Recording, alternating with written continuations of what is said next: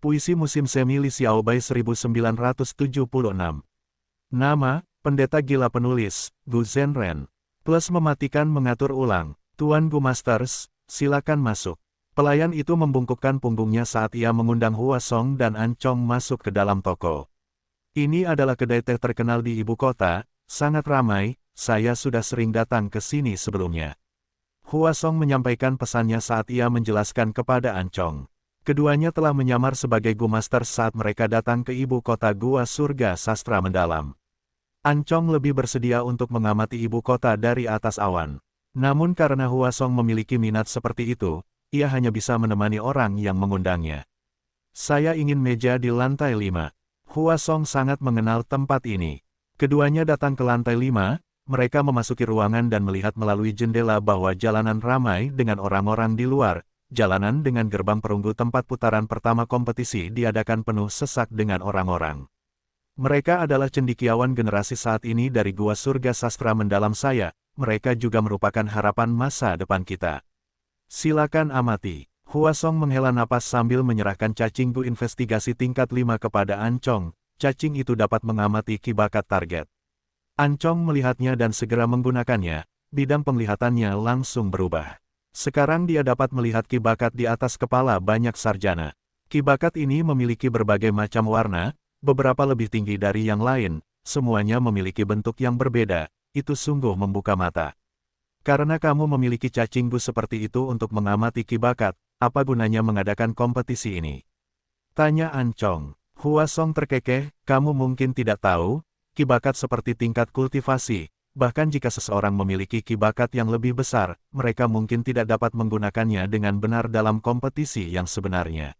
Selain itu, kompetisi ini mengharuskan mereka untuk membuat puisi di tempat, mereka tidak dapat menipu. Kami ingin menguji pendidikan para sarjana ini, beberapa yang memiliki ki bakat yang melimpah mungkin tidak memiliki cukup inspirasi untuk menciptakan puisi dengan kualitas terbaik. An Chong mengangguk, saya melihat bahwa formasi di sini saling terkait. Mereka dapat memperkuat pemikiran kreatif para sarjana. Hua Song mengangguk, memang, Anda sangat tanggap. Di dalam formasi abadi, para sarjana mampu menunjukkan kemampuan yang lebih hebat dari biasanya, mereka akan memanfaatkan sepenuhnya bakat mereka. Saat mereka berbicara, pintu diketuk. Setelah mendapat izin Hua Song, pelayan membawakan berbagai macam hidangan dan anggur. Bebek 8 harta karun, burung pipit renyah benang emas, daging kepiting panda, semuanya adalah hidangan khas kedai teh kami, silakan nikmati makanannya. Kata pelayan itu. Hua Song memberi pelayan itu satu batu purba sebagai tips sebelum dia meninggalkan ruangan. Oh, An Chong menjadi tertarik sekarang, ini adalah ciptaan seorang Gu immortal peringkat 8 di masa mudanya. Kalau begitu aku harus menikmatinya dengan baik. An Chong meminumnya, dia memejamkan mata saat mencicipi tehnya, dalam keadaan linglung. Dia merasakan gelombang kegembiraan di dalam hatinya, seolah-olah dia telah mencapai kesuksesan setelah puluhan tahun bekerja keras, dia akhirnya mendapatkan reputasi dan ketenaran yang pantas dia dapatkan, hidup berada di puncaknya. Teh yang enak, teh yang enak. An Chong memuji dengan tulus, meskipun ini adalah teh fana, ada jejak kecerdikan jalur manusia di dalamnya. Selama perang takdir, Pengadilan Surgawi Benua Tengah menggunakan banyak gerakan pembunuh jalur manusia dengan kekuatan yang mengejutkan, seluruh dunia mengetahuinya. Dengan demikian, jalur manusia menjadi terkenal di dunia, semua orang mengetahuinya. Sementara kedua makhluk abadi itu menikmati teh mereka, gerbang perunggu dari tempat kompetisi pertama terbuka perlahan. Kerumunan orang yang menunggu di depan gerbang meledak menjadi keributan besar. Ini terbuka, ini terbuka. Jangan menekan, cepat biarkan aku masuk. Kerumunan orang menyerbu melalui gerbang. Li Xiaobai ada di antara mereka, tetapi dia berada di belakang. Dia bergerak bersama orang-orang sambil menganalisis peraturan kompetisi ini. Kompetisi puisi dunia memiliki 18 babak, setiap orang memiliki pertanyaan, setiap orang harus menjawabnya, terlepas dari berapa banyak orang, hasil akhir mereka akan dinilai dan hanya setengah yang akan dapat lulus. Menjelang babak selanjutnya, jumlahnya akan terus dibagi dua. Seperti ini, setelah seseorang lulus dari ke-18 babak, mereka akan memenuhi syarat. Jika seseorang gagal sekali, mereka harus kembali ke babak sebelumnya. Jika mereka terus kalah dan keluar dari babak pertama, mereka akan keluar. Namun, Kompetisi puisi ini akan berlangsung selama 7 hari. Setiap orang memiliki 3 kesempatan untuk mencoba bahkan jika mereka dikeluarkan dari babak pertama. Dengan cara ini, surga gua sastra mendalam akan dapat memilih benih gua abadi yang paling memenuhi syarat. Bahkan jika seseorang membuat kesalahan, mereka akan memiliki kesempatan untuk mencoba lagi. Tetapi jika ada sarjana yang gagal tampil selama 7 hari, itu berarti mereka tidak memenuhi standar, mereka tidak memenuhi syarat untuk menerima bantuan surga gua untuk menjadi abadi. Li Xiaobai menarik kembali pikirannya, dia sudah tiba di arena pertama. Arena itu besar tetapi penuh dengan para sarjana. Ada laki-laki dan perempuan, muda dan tua, jumlah orang melebihi ribuan. Ini baru hari pertama. Li Xiaobai menunggu selama 15 menit lagi di arena sebelum semua sarjana bergabung di babak pertama. Benar-benar ada lautan manusia, keaktifannya luar biasa. Untungnya, arena pertama adalah ruang formasi abadi, bisa berkembang dengan mudah dan menampung banyak cendekiawan tanpa masalah. Bang, bang, bang. Saat genderang ditabuh, sebuah suara terpancar ke dalam benak para cendekiawan, kompetisi puisi dunia. Pertanyaan pertama, musim semi, batas waktunya 5 menit. Setelah mengatakan itu, suara itu menghilang. Pertanyaan pertama adalah musim semi. Banyak cendekiawan mengerutkan kening sementara banyak cendekiawan menunjukkan ekspresi senang. Li Xiaobai berpikir dalam hati, ada terlalu banyak puisi musim semi yang ada, pertanyaan ini tampaknya sangat mudah. Lagi pula, sebagian besar cendekiawan akan memiliki semacam syair yang terkait dengan tema ini. Meskipun kompetisi puisi dunia mengharuskan penciptaan puisi di tempat, seseorang dapat dengan mudah memodifikasi syair yang ada untuk membuat puisi baru mereka sendiri. Tetapi pada kenyataannya, pertanyaan ini cukup sulit. Li Xiaobai memiliki ekspresi berpikir yang mendalam. Dia tahu bahwa puisinya akan bersaing dengan orang-orang di sekitarnya.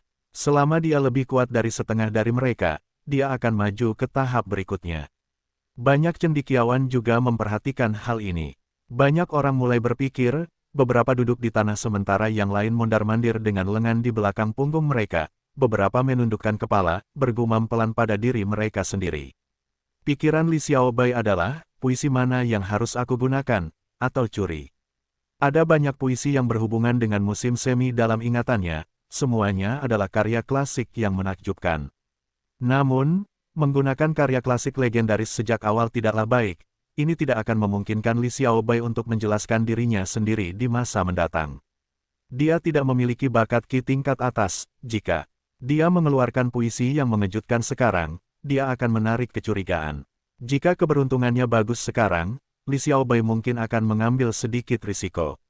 Namun sekarang karena dia sedang tidak beruntung, Li Xiaobai memutuskan untuk bermain aman. Sementara Li Xiaobai memikirkannya, banyak cendekiawan sudah mulai membuat puisi mereka. Dengan demikian, semua jenis cahaya yang bersinar dalam semua warna, lemah atau kuat, muncul. Setiap kali cahaya memudar dari tubuh seorang cendekiawan, mereka akan mendapatkan beberapa keuntungan. Beberapa mendapatkan cacinggu, beberapa mendapatkan peningkatan level kultivasi, beberapa memulihkan esensi purba, sementara yang lain pulih dari kelelahan. Ini adalah jurus pembunuh yang dikenal sebagai membantu bakat sastra.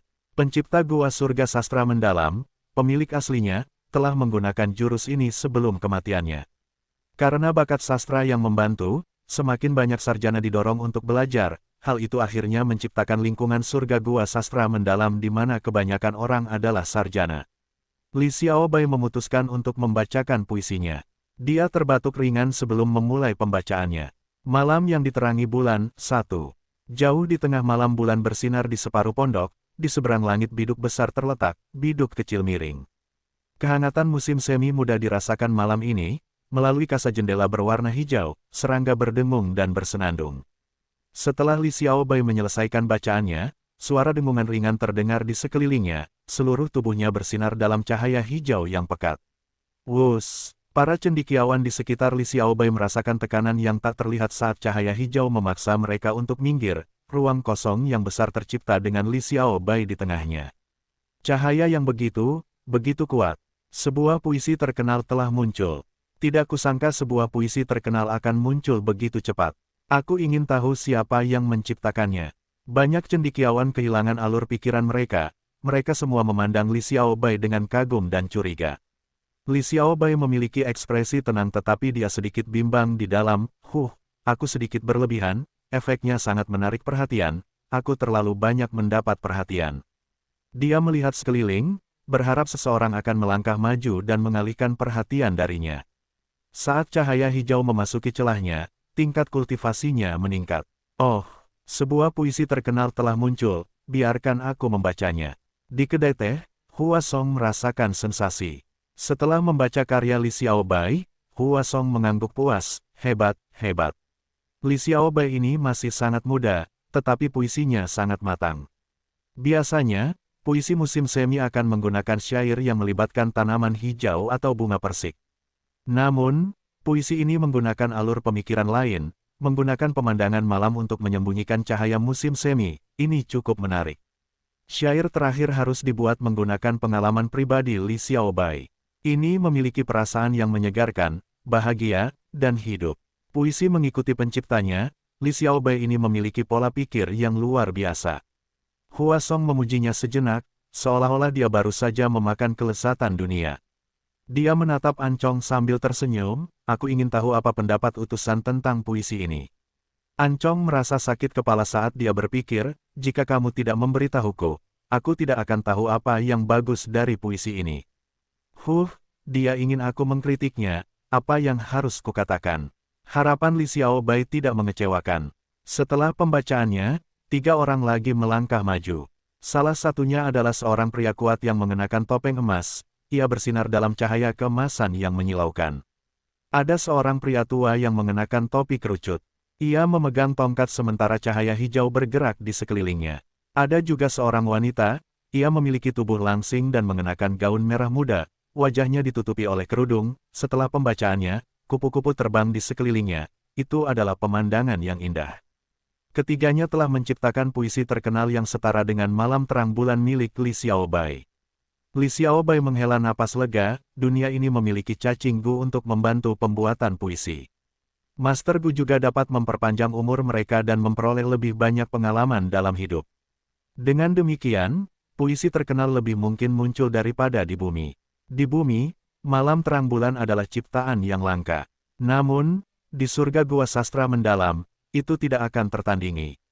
Termasuk Li Xiaobai, mereka berempat memiliki wilayah mereka sendiri saat mereka saling memandang. Pria kekar, pria tua, dan wanita itu menatap Li Xiaobai. Mereka saling kenal, mereka memiliki semacam pemahaman terhadap karya mereka, tetapi Li Xiaobai adalah pendatang baru. Siapa pemuda ini? Bakatnya tidak padat, bagaimana dia bisa menciptakan puisi yang begitu terkenal? Hehe, pria yang menarik. Guru Li Xiaobai, Guru Jiang, juga melihat penampilan muridnya. Dia mengangguk puas, bagus sekali. Li Xiaobai, sepertinya penampilanmu hari ini bagus. Teruslah bekerja keras. Pada akhirnya, tidak ada kecelakaan yang terjadi. Li Xiaobai pindah ke babak berikutnya dan diteleportasi. Setelah dia sadar kembali, dia tiba di arena lain. Ini adalah babak kelima, para cendekiawan, harap tunggu dengan sabar. Li Xiaobai mendengar suara di benaknya. Li Xiaobai langsung mengerti, jadi kemajuannya juga ada perbedaannya. Puisi yang kubuat cukup untuk melewati 3 babak dan langsung mencapai babak kelima. Ini aturan yang cukup logis.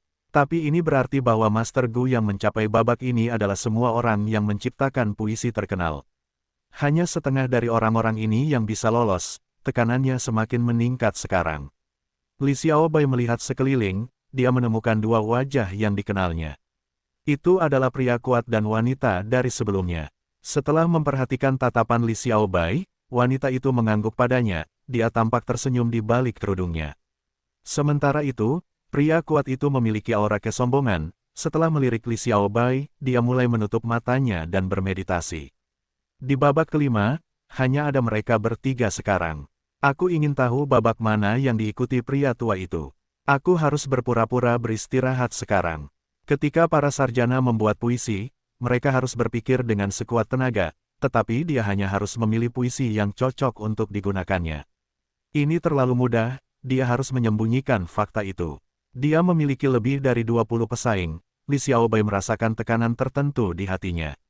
Tema kompetisi kedua telah keluar, perjalanan, batas waktunya sama seperti sebelumnya. Perjalanan. Pertanyaan ini sama dengan musim semi, sangat luas dan mudah ditulis, tetapi membuat puisi yang terkenal akan sangat sulit. Pria kuat itu mendesah pada dirinya sendiri. Wanita itu berpikir, saya tidak berpengalaman dalam hal ini, apa yang harus saya lakukan? Li Xiaobai juga merenungkan, puisi mana yang harus saya salin.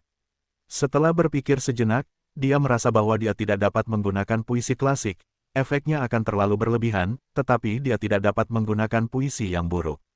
Jika tidak, dia akan gagal maju dan terlempar kembali ke babak sebelumnya. Li Xiaobai sedikit gelisah, tidak mudah untuk mengukur situasi ini. Dia tahu kemampuannya sendiri, tetapi dia tidak tahu tentang orang lain, dia tidak tahu jenis puisi apa yang harus digunakan untuk menang tetapi tidak terlalu menarik perhatian. Di babak pertama, aku bertindak berlebihan. Aku seharusnya tidak mencoba untuk menjadi juara pertama sekarang. Li Xiaobai berkata pada dirinya sendiri.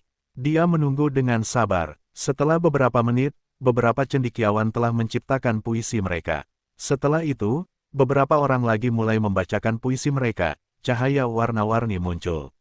Li Xiaobai menghela napas dalam hati, berpikir, sepertinya puisi terkenal tidak mudah diciptakan. Orang-orang ini melakukannya dengan baik di babak pertama tetapi saat ini, mereka hanya tampil pada tingkat rata-rata.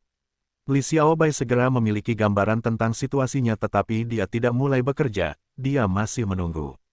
Karena batas waktu hampir habis, dia akhirnya melihat beberapa puisi terkenal. Salah satunya dari orang kuat. Dia membacakan sebuah puisi dengan niat pertempuran yang hebat, menyerupai derap langkah kuda dan tombak. Seluruh tubuhnya berkedip-kedip dengan cahaya keemasan, orang bisa mendengar benturan tombak dan bilah pedang. Puisi terkenal kedua datang dari wanita itu. Dia menciptakan sebuah puisi lembut, menggambarkan seorang wanita muda yang melihat keluar jendela kamarnya, mendengarkan cerita para pelancong di luar, membayangkan perjalanannya sendiri, itu cukup mengesankan. Baiklah, sekarang giliranku. Li Xiaobai terbatuk saat dia membacakan. Bunga kurma jatuh di pakaian penduduk desa. Suara gerobak yang ditarik terdengar dari setiap rumah tangga. Orang-orang tua berpakaian sederhana menjual mentimun di bawah pohon willow. Merasa mabuk dan mengantuk karena perjalanan panjang. Matahari yang cerah membuat tenggorokanku kering, aku haus akan minuman yang menyegarkan. Aku mengetuk pintu rumah manusia, berharap untuk meminta teh. Dia telah menyalin aliran pencucian sutra milik Susi. Setelah pembacaan puisi, baik pria kuat maupun wanita, mereka tampak tersentuh saat menganalisis puisi tersebut. Puisi yang bagus. Puisi ini dimulai dengan deskripsi pemandangan dan aksi di belakang layar. Dengan perpaduan keduanya, orang bisa merasa tertarik dengan kejadian tersebut. Petik 2. Meskipun dia menulis tentang pemandangan, dia menggunakan suaranya untuk menciptakan gambaran, dibandingkan dengan deskripsi normal, ini sangat jelas. Bagian emosionalnya juga sangat menarik. Anak ini mungkin seorang Master Gu tetapi dia sangat sopan dan santun, dia tidak menerobos masuk ke rumah manusia, dia benar-benar seorang pria sejati dan memiliki keanggunan yang tak tertandingi. Membaca puisinya menunjukkan sifatnya. Sarjana muda ini benar-benar menjanjikan. Para sarjana di sekitarnya menatap Li Xiaobai dengan tatapan yang berbeda sekarang. Li Xiaobai menghela napas, berpura-pura sangat lelah. Setelah babak ini, aku seharusnya bisa maju. Tidak hanya itu, penampilanku sangat bagus, aku tidak terlalu menarik perhatian tetapi aku juga tidak menunjukkan ketidakmampuan. Li Xiaobai merasa cukup puas dengan dirinya sendiri, setelah menunggu beberapa saat, batas waktunya telah habis. Ia menjadi tercengang, kebanyakan cendekiawan gagal menciptakan puisi. Ini adalah kompetisi puisi dunia, aku harus menunjukkan kemampuan terbaikku. Jika aku menggunakan karya yang kurang bagus, itu akan sangat memalukan. Aku sudah berusaha sebaik mungkin tetapi tidak dapat menciptakan puisi yang memuaskan, bahkan jika aku gagal, aku tidak akan menyesalinya. Perjalanan ini sepadan dengan waktuku, aku dapat mendengar 3 puisi terkenal. Haha, dalam skenario terburuk, aku mungkin akan jatuh ke babak pertama, jadi kenapa? Selamat tinggal, para cendekiawan yang tidak menciptakan puisi pergi dengan riang, sementara para cendekiawan yang membuat puisi kurang bagus menunjukkan ekspresi yang memalukan. Li Xiaobai tampak tenang di luar tetapi dalam hati bingung, bagaimana kalian bisa bersikap begitu baik hati. Meskipun ia maju, ia telah mendapatkan terlalu banyak perhatian lagi. Sebelumnya, ia cukup puas dengan situasi ini, tetapi tidak menyangka para cendekiawan ini akan sangat tidak berguna. Aku telah melebih-lebihkan mereka, pikir Li Xiaobai. Tidak ada yang perlu dikatakan, dia berhasil maju ke babak ke-9. Setelah menunggu dengan sabar beberapa saat, orang-orang berkumpul. Kali ini, jumlahnya kurang dari 10 orang. Banyak dari mereka adalah cendekiawan terkenal, mereka saling kenal dan menyapa dengan sopan, mereka tenang dan anggun di luar, tetapi semuanya merasa gugup di dalam. Pada titik ini, tekanan dari para pesaing ini meningkat lagi. Aku harus stabil, aku tidak boleh membuat keributan lagi. Li Xiaobai mengepalkan tinjunya, dia terus mengingatkan dirinya sendiri. Tetapi kali ini, semua lawannya tampil dengan baik, lebih dari separuh Master Gu menciptakan puisi terkenal. Li Xiaobai adalah orang terakhir yang tersisa. Li Xiaobai memasang ekspresi gugup tetapi dia tenang dalam hati, dia membacakan puisi yang telah dia persiapkan sebelumnya. Dengan sedikit cahaya yang berkedip-kedip, level kultivasinya naik ke peringkat 4, dia memperoleh cacing Gu baru. Kali ini, dia merencanakan dengan cermat, puisi yang dia buat hanya berada di garis tengah, dia berhasil maju dengan sukses tetapi dia berada di bagian bawah kelompok. Tepat ketika Li Xiaobai merasa senang. Batuk, seseorang batuk seteguk darah. Seseorang pingsan di tanah. Pria kuat itu gemetar saat dia duduk dengan susah payah. Wanita itu batuk lama dengan ekspresi pucat. Hanya Li Xiaobai yang berdiri di tempat, tidak terpengaruh.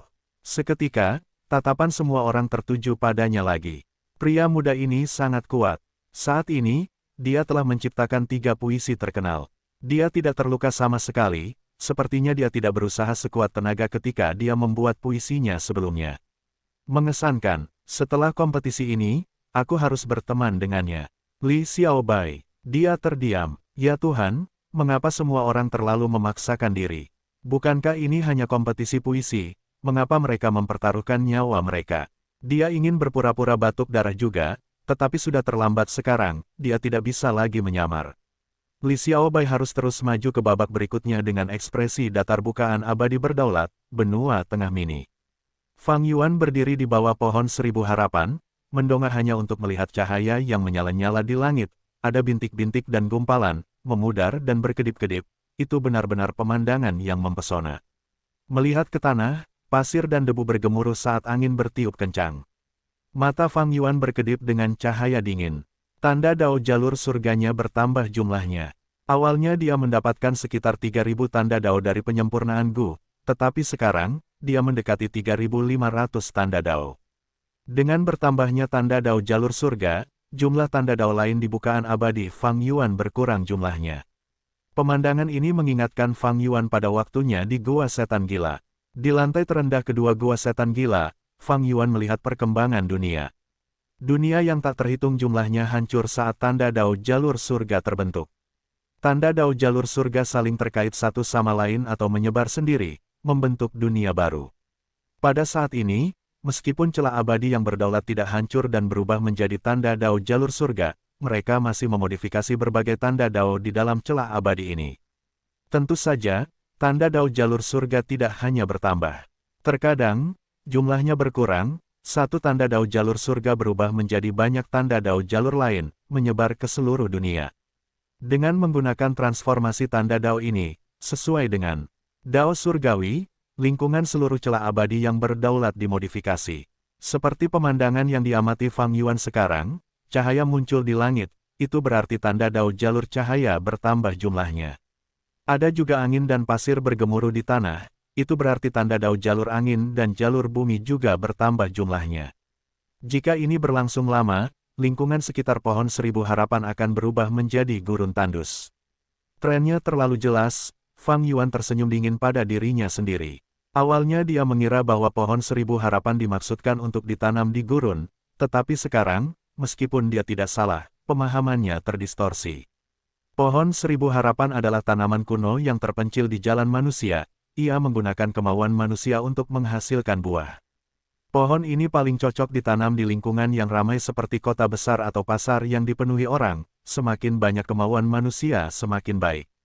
Namun, dao surgawi tidak ingin pohon 1000 harapan tumbuh dengan baik, ia mengubah tanda-tanda dao jalan surga untuk menciptakan matahari yang menyala-nyala dan hamparan pasir yang luas, untuk mengisolasinya dari orang-orang yang hidup.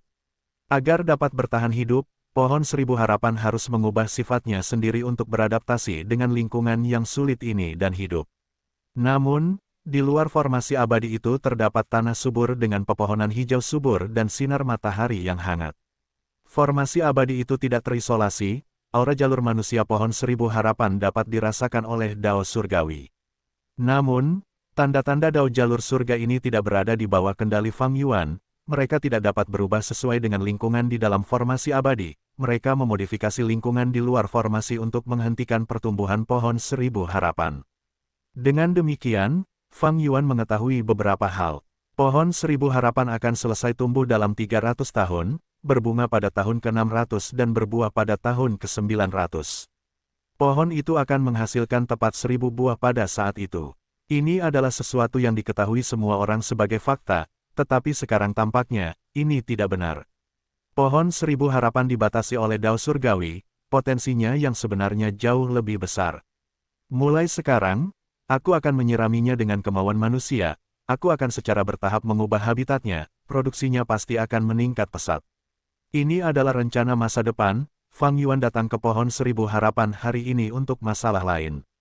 Atas kemauannya, panci keberuntungan memasak menampakkan dirinya di atasnya. Panci keberuntungan memasak tingkat 7 berukuran besar seperti baskom, bersinar dalam cahaya keemasan dan putih, sakral dan agung. Panci itu memiliki sisi yang tebal, kira-kira setebal ibu jari, ada 8 naga di dasar panci, melingkari satu sama lain dan menjulurkan cakar mereka untuk menjadi kaki panci ini. Di bagian atas panci, orang bisa melihat keberuntungan Fang Yuan yang terekspos, tampak abu-abu dan rusak. Meskipun panci keberuntungan memasak hanya tingkat 7, tidak dapat menampung semua keberuntungan Fang Yuan dalam satu panci ini, masih mungkin untuk mengamati sesuatu darinya.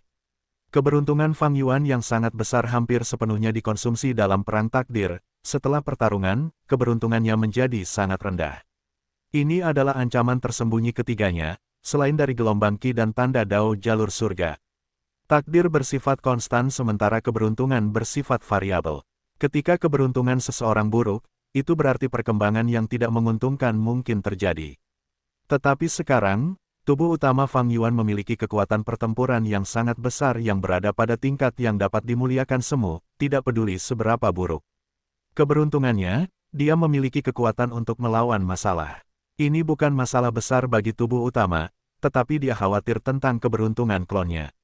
Di luar panci keberuntungan memasak adalah keberuntungan klonnya masing-masing. Keberuntungan klon jalur waktu masih menyerupai sungai waktu, tetapi airnya tidak lagi mengalir dengan lancar, itu kacau dan bagian depan sungai terputus, itu tampak cukup mengkhawatirkan. Keberuntungan Zanbudu awalnya adalah seekor elang dewasa yang melebarkan sayapnya dan terbang, tetapi sekarang elang itu telah jatuh ke dalam air, itu ditutupi oleh air yang mengalir sehingga membuat keadaan menjadi sulit baginya. Keberuntungan Li Xiaobai bagaikan bunga yang mekar dengan cemerlang. Bunga itu berwarna merah terang dan menyala dengan sangat terang. Di dalam api, kelopaknya mekar, mungkin terlihat seperti keberuntungan tetapi ancaman tersembunyi itu sangat besar. Pada dasarnya, dia sedang bermain api, dia akan mati jika tidak bisa mengendalikan api. Keberuntungan Wu Sui bagaikan naga yang melingkar, 3 cakar naganya masing-masing memegang mutiara naga. Yang satu memiliki siluet istana naga, yang satu lagi memiliki semut yang tak terhitung jumlahnya, sementara mutiara ketiga memiliki gambar di Zhang Seng. Wu Sui memiliki keberuntungan terkuat di antara mereka, tetapi dia dikelilingi oleh ki pedang dan bilah, yang mendekat dari segala arah. Tubuh utama Fang Yuan kurang beruntung, klonnya berada dalam kondisi yang lebih buruk. Fang Yuan telah merasakan masalah klonnya sejak lama, bukan karena dia tidak mencoba menyelesaikannya tetapi metodenya gagal. Tanda Dao jalur surga membatasinya, setiap kali dia mencoba menggunakan jurus pamungkas, mereka akan mengganggu dan menyebabkan aktivasi jurus pamungkasnya gagal. Bahkan jika dia berhasil, kekuatan jurus itu akan sangat berkurang. Tapi kali ini, pasti berbeda. Cahaya terang berkelebat di mata Fang Yuan. Fang Yuan melakukan banyak tugas, memanipulasi formasi di sekitar pohon seribu harapan sambil juga mengaktifkan panci keberuntungan memasak. Cabang-cabang pohon seribu harapan terus bergetar, cahaya pelangi terang melesat keluar dari formasi, memasuki panci keberuntungan memasak. Panci keberuntungan memasak mulai mengubah keberuntungan klonnya. Dunia di sekitarnya mulai mengamuk dengan angin kencang dan kilat yang ganas. Tanda-tanda Dao jalur surga muncul satu persatu, beberapa ada di mana-mana sementara yang lain muncul di tubuh Fang Yuan. Jalan surga adalah mengambil kelebihan sambil mengisi kekurangan. Jalan manusia adalah mengambil kekurangan sambil memperbesar kelebihan. Dengan bantuan formasi abadi jalur manusia, Fang Yuan dengan paksa membuat modifikasi pada tingkat tertentu pada keberuntungan klonnya.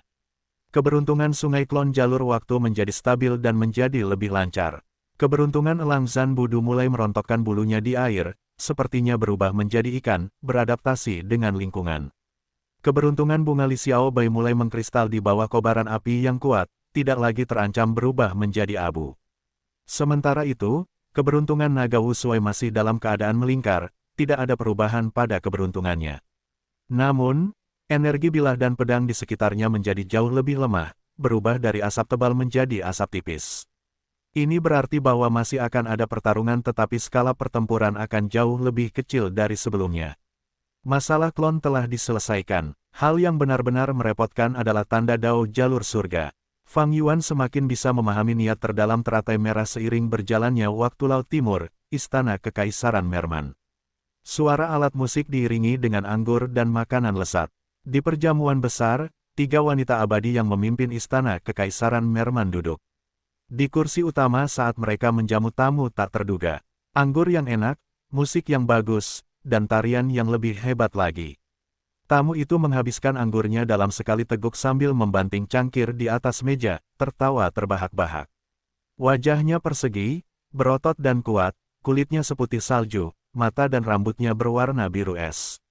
Aura peringkat 8 meresap dari tubuhnya. Dia adalah manusia salju gua abadi dari gua surga kristal es di surga hitam. Dia adalah Raja Abadi Kristal Es generasi sekarang. Sejak pertemuan terakhir pasukan surga hitam, Knight Heavenly Wolf Lord diam-diam menghubungi pengadilan surgawi benua tengah, sementara Lady Cold Ash menghubungi para ahli manusia seperti Nenek Kerangka. Raja Abadi Kristal Es tidak tinggal diam. Targetnya bukanlah surga putih atau surga hitam, tetapi 5 wilayah. Jadi, dia pergi ke Laut Timur dan mendekati pasukan Merman. Pasukan Duyung Laut Timur memiliki 3 pemimpin, mereka semua adalah putri Duyung Abadi, mereka disebut Lian Kexin, Yu Zi, dan Xie Ningxi. Meskipun ini adalah pertama kalinya ketiga wanita abadi itu bertemu dengan Raja Abadi Kristal Es, melihat bahwa dia adalah varian manusia peringkat 8 Dewa Abadi, mereka mengadakan perjamuan ini untuk menyambutnya. Setelah mendengar pujian dari Raja Abadi Kristal Es, Lian Kexin tersenyum dan menjawab, terima kasih atas pujiannya. Semua Master Gu yang menari ini adalah harapan suku Duyung kami, benih Dewa Abadi kami. Merupakan kehormatan bagi mereka untuk dipuji oleh Anda, Raja Abadi. Raja Abadi Kristal Es tertawa lagi, maafkan keangkuhan saya, tetapi jika para Duyung ini adalah harapan suku Anda, saya khawatir Anda akan segera musnah dari keberadaan. Kata-kata ini membuat banyak ekspresi para Duyung berubah. Para Duyung yang menari bahkan menjadi tidak teratur sejenak. Lian Kexin tetap tersenyum, kami sudah mengerti maksud kedatanganmu ke sini. Kami tidak akan terpancing oleh kata-katamu. Selama bertahun-tahun, para Duyung telah hidup di Laut Timur dengan damai dan harmonis. Kami selalu bersikap netral, kami tidak akan berpartisipasi dalam konflik apapun di luar sana. Raja Abadi Kristal Es menggelengkan kepalanya, tidak masuk akal. Siapa yang tidak ingin hidup dalam damai? Namun dalam sejarah, kedamaian seperti itu hanya dapat diperoleh melalui konflik dan perang.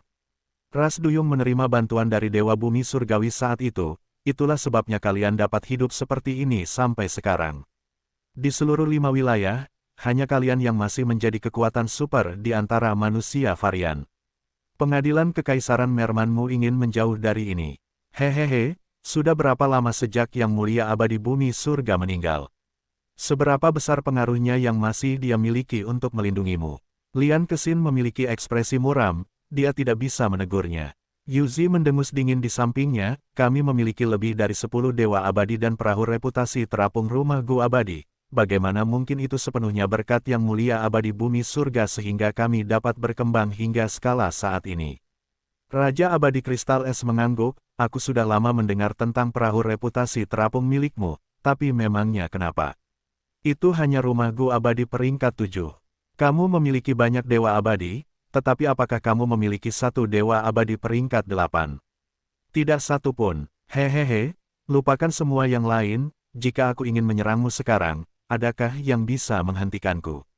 Ketiga putri duyung itu memiliki ekspresi dingin. Si berkata, Raja Abadi, jika kamu ingin bertarung, kamu dapat menyerang sekarang, kami akan menunjukkan kepadamu kekuatan ras manusia duyung kami. Raja Abadi Kristal Es melambaikan tangannya dengan cepat, jangan salah paham, aku tidak mencoba menjadi musuhmu. Kita semua adalah manusia varian, di dunia saat ini di mana manusia mendominasi, aku ingin kita bekerja sama. Manusia varian adalah teman, bukan musuh. Aku di sini untuk mencari aliansi, bagaimana mungkin aku bisa melawanmu? Aku mengerti mengapa kamu tidak ingin bekerja sama. Tetapi pikirkanlah ini, selama aku menyebarkan berita bahwa kalian bertiga telah mengundangku ke sini dan menunjukkan tanda-tanda ingin bergabung dengan pasukan manusia varian surga hitam untuk melawan manusia, apa yang akan terjadi? Hehe, ketiga putri duyung saling memandang, mereka semua memiliki ekspresi muram. Raja Abadi Kristal Es berbicara dengan lembut tetapi dia memiliki nada yang keras, itu adalah kerja sama yang memaksa. Jika mereka menolaknya, dia akan menyebarkan rumor dan berbohong bahwa para duyung ingin bergabung dengannya. Pada saat ini, perang takdir diketahui semua orang. Hal-hal yang dikatakan Du Kelong kepada Fang Yuan mengungkap ke dunia bahwa manusia varian akan bangkit. Begitu berita ini tersebar mengenai istana kekaisaran Merman dan manusia varian, itu akan meningkatkan paranoia manusia, mereka akan menjadi musuh publik. Saat itu, dengan perilaku manusia yang biasa, mereka akan membentuk pasukan sekutu dan melenyapkan istana kekaisaran Merman terlebih dahulu. Pasukan manusia telah lama ingin menghancurkan istana kekaisaran Merman, mereka hanya dibatasi oleh pengaruh dewa bumi surgawi. Jika para duyung ingin menyakiti manusia, terlepas dari apakah ada yang percaya kebohongan ini, mereka akan menggunakannya untuk berurusan dengan istana kekaisaran Merman. Istana kekaisaran Merman akan dipaksa untuk melawan, mereka hanya akan mampu bertahan hidup jika mereka bekerja sama dengan Raja Abadi Kristal Es atau aliansi lain yang sama kuatnya. Dengan demikian, tujuan Raja Abadi Kristal Es telah terpenuhi. Ketiga putri duyung itu merasa gelisah, mereka tahu tentang tren dunia, mereka secara aktif memilih benih Dewa Abadi Gu dan memeliharanya. Mereka adalah manusia duyung, mereka adalah manusia varian, status ini menempatkan mereka di tempat yang canggung sepanjang zaman. Selama perang 5 wilayah yang kacau, mereka akan berada dalam posisi yang lebih buruk ketika semua orang paranoid. Dengan demikian, suku manusia duyung merasakan bahaya yang kuat. Ketiga putri duyung itu tidak memiliki banyak ambisi, mereka hanya ingin mempertahankan anggota mereka selama era baru ini. Dengan demikian, mereka tidak ingin memusuhi Raja Abadi Kristal Es, tetapi mereka juga tidak ingin berpihak pada pemimpin yang ambisius ini dan berperang melawan manusia. Melihat putri duyung itu terdiam, Raja Abadi Kristal Es tersenyum lagi, bagaimana dengan ini? Kita semua adalah manusia varian, aku tidak ingin memaksamu. Ayo bertaruh. Ketiga putri duyung itu saling memandang, Yuzi bertanya, taruhan apa? Kita akan bertanding 3 ronde, tidak peduli metode apa yang digunakan sukumu. Selama kau bisa mengalahkanku dalam 1 ronde, aku akan melupakan usulan untuk membuat aliansi, aku akan pergi tanpa mengungkap apapun tentang sukumu atau menyebarkan rumor apapun.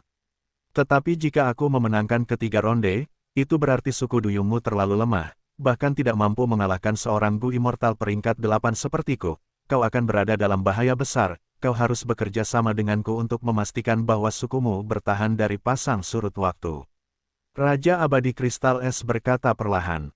Ketiga putri duyung itu tidak punya pilihan, mereka mengangguk dan menyetujui taruhan ini.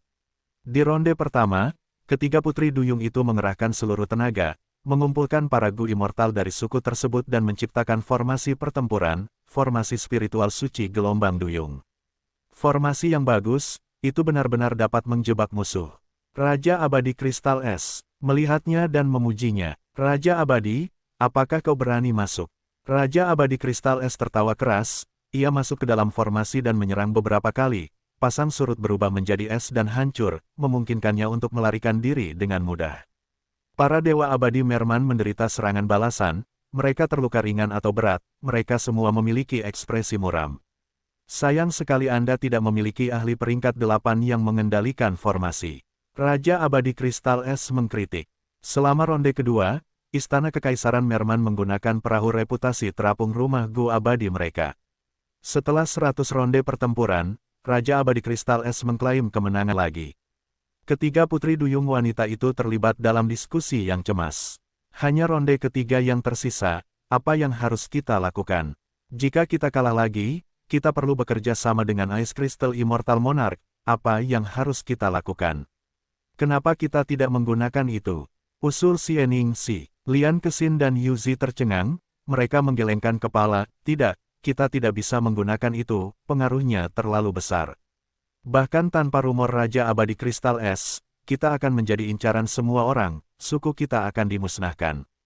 Jika kita tidak menggunakan itu, apa yang akan kita lakukan? Apakah kita meminta bantuan dari pasukan manusia Laut Timur?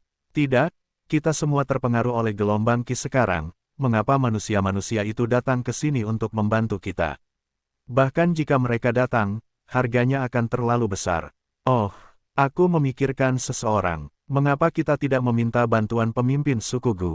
Xie Ningxi bertanya. Lian Kexin menghela napas, menyangkal kemungkinan ini, dia adalah pemimpin suku Gu, meskipun dia memiliki tingkat kultivasi peringkat 8, dia adalah manusia binatang yang menyendiri. Kita memiliki hubungan yang baik dengannya tetapi jika kita meminta bantuannya, itu akan membuat segalanya menjadi sulit baginya. Selain itu, dia mungkin tidak akan mengalahkan Raja Abadi Kristal Es ini. Mata Yuzi tiba-tiba berbinar, aku teringat seseorang, orang ini mungkin bisa membantu kita, dia bahkan mungkin menang melawan Raja Abadi Kristal Es. Siapa? Memang, pada saat ini, siapa yang bisa membantu kita? Yuzi mengerjap sambil berkata, apa kau lupa, saat ini ada ahli hebat di markas besar suku Gu. Oh, dia. Lian Kexin tiba-tiba tersadar. Hebat? Aku akan menghubungi pemimpin suku Gu sekarang, kita akan meminta bantuan Tuan Wu Shuai. Xie Ningxi berkata begitu sambil segera bertindak Laut Timur, tanah yang diberkahi suku Gu. Sebuah istana besar ditempatkan di sini. Seluruh istana bersinar dengan cahaya jingga keemasan yang samar dan dihias dengan mewah, paviliun dan teras semuanya megah dan indah. Itu adalah rumah Gu Abadi peringkat 8, Istana Naga. Di dalam Istana Naga, alam mimpi tersebar. Di rumah Gu Abadi lainnya, tidak ada yang berani melakukan ini. Tetapi meskipun Istana Naga adalah rumah Gu Abadi jalur perbudakan, ia memiliki Gu Abadi jalur mimpi dan tidak berisiko alam mimpi menggerogotinya. Di depan alam mimpi, klon Fang Yuan, Wu Shuai, memejamkan matanya. Tubuhnya ada di sini, tetapi jiwanya ada di dalam alam mimpi, terus menjelajahinya. Di dalam alam mimpi, Wu Shuai adalah murid dari sebuah klinik medis, ia mencoba mempelajari keterampilan mereka. Seorang pria muda dengan bahu lebar dan pinggang ramping melangkah ke klinik dengan aura yang gagah berani. Pria muda itu memiliki status yang cukup, dokter tua yang memiliki klinik harus merawatnya secara pribadi. Dokter, sejak saya memenangkan pertarungan terakhir kali, saya merasa tubuh saya masih bermasalah. Kata pemuda itu. Dokter tua itu terkekeh, kemarilah, saya akan memeriksa denyut nadi Anda. Memeriksa denyut nadi. Saya, pemuda itu mengerutkan kening, dengan ekspresi bingung. Dokter tua itu berkata perlahan, ini adalah metode investigasi unik dari kampung halaman saya, yang dapat memeriksa penyakit. Saat jantung seseorang terus berdetak, darah mereka akan mengalir melalui pembuluh darah mereka dan menciptakan denyut nadi. Melalui cacingku penyembuh yang saya ciptakan secara khusus, saya dapat memeriksa denyut nadi Anda dan mengetahui penyebab penyakit Anda. Pemuda itu merasa kagum, layak untuk seorang dokter yang berpengalaman. Saya pernah mendengar bahwa surga memiliki pembuluh darah surga, bumi memiliki pembuluh darah bumi, dan manusia memiliki pembuluh darah manusia. Apakah metode untuk memeriksa denyut nadi ini menggunakan pembuluh darah manusia untuk menargetkan penyebab masalahnya? Hahaha, benar sekali, ulurkan tanganmu.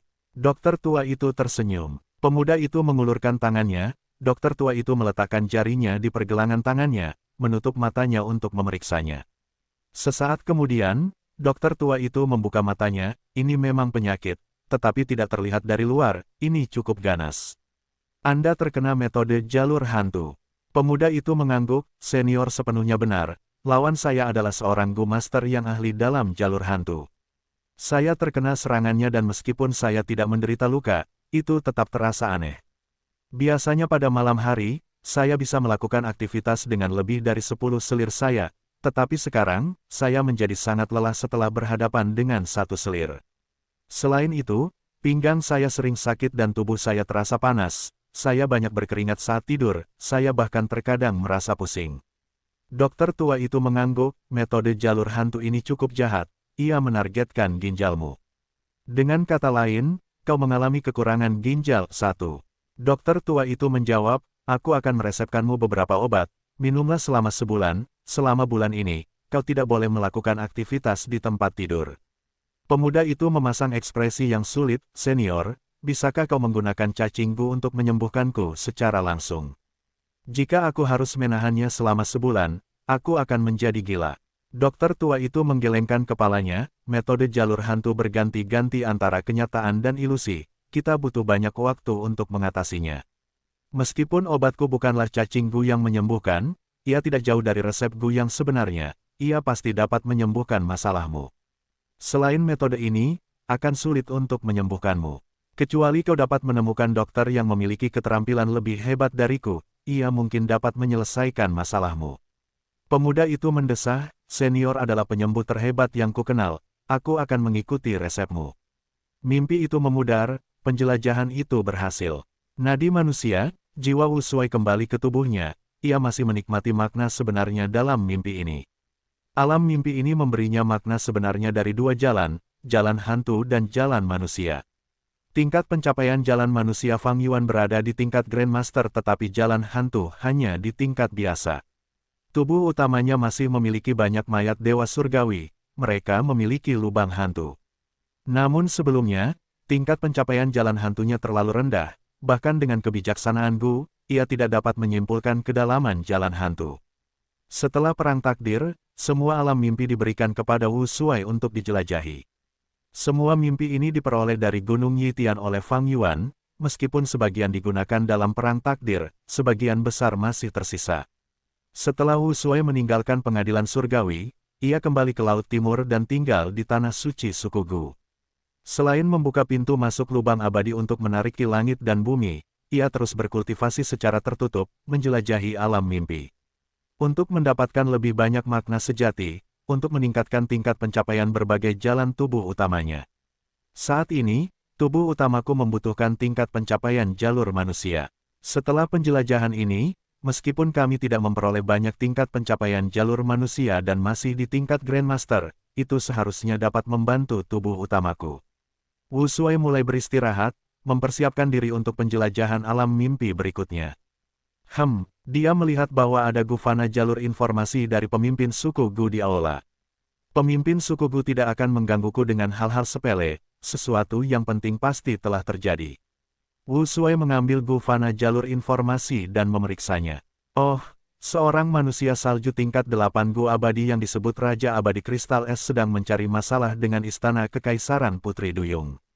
Dalam surat itu, ketiga Putri Duyung berjanji bahwa selama Wu Shuai memberi pelajaran kepada pengunjung jahat ini dan mengusirnya, mereka akan berterima kasih kepadanya dengan hadiah. Pemimpin suku Gu juga menggunakan nada sopan untuk meminta bantuan Wu Shuai secara halus. Tentu saja aku akan membantu. Wu Shuai tersenyum tipis. Dia memiliki sebagian dari ingatan Fang Yuan selama 500 tahun. Wu Shuai mengetahui bahwa di kehidupan sebelumnya, ketika tembok wilayah menghilang dan kelima wilayah bersatu, ada juga gelombang Qi. Para dewa Gu dari kelima wilayah dipaksa untuk memulihkan diri. Selama periode ini, kekuatan di dua surga keluar dan bertindak arogan selama beberapa waktu. Tidak kusangka aku akan memiliki kesempatan untuk berinteraksi dengan kekuatan gua surga ini. Ini adalah kesempatan yang bagus. Untuk rencana tubuh utamaku, aku harus melakukan yang terbaik. Bam! Pintu istana naga terbuka, Wu Shuai keluar dari kultivasinya yang tertutup. Di perjamuan, aroma anggur menyebar tetapi suasananya sangat suram. Ketiga Putri Duyung memiliki ekspresi dingin sementara Raja Abadi Kristal Es tersenyum pada mereka. Tarian dan nyanyian telah berakhir, aula menjadi sunyi. Raja Abadi Kristal Es meneguk anggurnya sambil bertanya, aku ingin tahu apakah kalian sudah memutuskan siapa yang akan dikirim untuk babak final. Ekspresi ketiga Putri Duyung itu berubah lebih gelap tetapi saat ini, mereka menerima surat, wajah mereka berseri-seri karena gembira. Xie Ningxi berkata, karena Raja Abadi sangat bersemangat, mari kita mulai pertarungan ketiga. Bagus. Raja Abadi Kristal Es meletakkan cangkir anggurnya, bagaimana kita akan melakukan pertarungan terakhir ini, tolong beri tahu aku. Kami telah mengundang seseorang untuk melawan Raja Abadi. Kata Lian Kexin, Tuan ini telah tiba, persiapkan dirimu, Raja Abadi. Yuzi tersenyum dingin. Setelah beberapa saat, mengikuti para putri duyung abadi, Wu Shuai melangkah ke aula. Siapa yang ingin melawanku? Wu Shuai bertanya, suaranya bergema di aula. Raja Abadi Kristal Es melihat Wu Shuai dan ekspresinya berubah. Sikapnya yang santai dan riang tidak ada lagi, dia berkata dengan kaget, kamu. Ice Crystal Immortal Monarch telah memperoleh banyak informasi tentang perang takdir. Wu Shuai adalah salah satu bintang yang bersinar, semua orang di dunia tahu tentangnya sekarang. Ice Crystal Immortal Monarch langsung mengerti mengapa ketiga putri duyung itu begitu percaya diri. Hati Ice Crystal Immortal Monarch hancur, dia tahu tentang kekuatan Wu Shuai, hanya ada sedikit harapan untuk mengalahkannya. Namun dalam situasi ini, dia tidak punya pilihan selain bertanya, salam, Wu Shuai, untuk berpikir bahwa kamu berada di istana Kekaisaran Merman. Aku ingin tahu di mana Fang Yuan. Fang Yuan mendengus dingin, aku mendapatkan bantuan Fang Yuan untuk bangkit kembali. Kita hanya bekerja sama untuk melawan pengadilan surgawi. Sebelumnya, kau lawanku, ayo serang. Wu Shuai memiliki ekspresi yang angkuh, Raja Abadi Kristal Es marah. Ekspresinya berubah dingin, Wu Shuai, kau memiliki level kultivasi peringkat 7, tetapi nada bicaramu sangat arogan. Wu Shuai tersenyum, nada bicara siapa yang lebih arogan. Dalam hal senioritas, aku adalah seseorang dari era yang mulia setan teratai merah.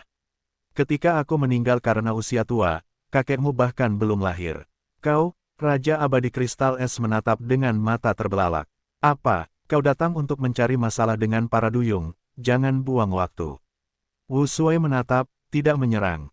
Kalau begitu aku akan bergerak. Mengatakan demikian, dia melambaikan tangannya, sebuah rumah gua abadi terbang keluar.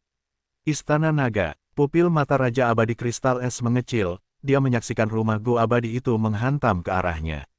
Dia bukan ahli jalur transformasi yang hebat, dia tidak bisa melawan rumah gua abadi yang terkenal ini secara langsung, dia dengan cepat menghindar. Ketiga putri duyung itu tidak menyangka Wu Shuai akan bertindak begitu cepat, dia menyerang tanpa peringatan. Xie Ningxi dengan cepat mendesak, Senior Wu Shuai, ini adalah aula duyung, jika kamu akan bertarung, akan lebih baik melakukannya di luar. Ledakan, istana naga meluas lagi, seluruh aula duyung hancur berantakan. Saat awan debu bergemuruh, putri duyung dan Raja Abadi Kristal Es terbang keluar dengan menyedihkan. Istana naga naik ke langit saat Wu Shuai berdiri di pintu, menatap Raja Abadi Kristal Es, jangan lari, anak kecil.